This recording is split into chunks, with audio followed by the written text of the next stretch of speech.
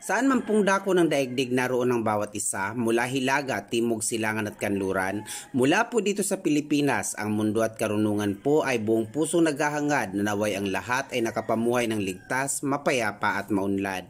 Ngayon naman po ay babahagi ng mundo at karunungan ang sinaunang kahulugan ng nunal na matatagpuan sa noo o agtang sa salitang Bisaya.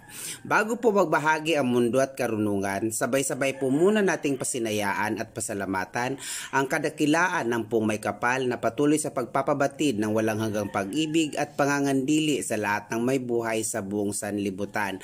Maging ang paghangad po natin na naway sabay-sabay po nating hilingin ang pansandaigdigang kapayapaan, naway matigil na po ang kaguluhan sa iba't ibang dako ng daigdig. Ayon po sa lumang gabay, hango mula sa sinaunang lihim na karunungan at kaalaman ng mga sinaunang Asyano, karamihan po sa mga taong may nunal sa noo ay may mataas na pananaw sa buhay. Karamihan o halos lahat din po ng mga may nunal sa noo ay madaling umunawa at mabilis makaintindi. Ang lumang gabay din po ay naglalahad na karamihan din sa mga taong may nunal sa noo ay kapalarang dumanas ng samut-saring pagtitiis o kahirapan sa buhay kahit sa murang edad nila o kanilang kabataan. Subalit mga kamundo, ang pakikibaka nila sa hamon ng buhay o mapagtagumpayan, ang anumang pagsubok ang siyang magsisilbing panimula upang kanilang tamasain ang masaganang pamumuhay. Ayon din po sa lumang gabay mga kamundo, karamihan din po sa mga taong may nunal sa noo ay naghahangad na makapunta sa iba't ibang lugar. Halos lahat din po sa mga taong may nunal sa noo ayon sa lumang gabay ay may mabuting kalooban, madaling maawa at madaling magpatawad. Likas din po sa kanila ang pagiging palakaibigan.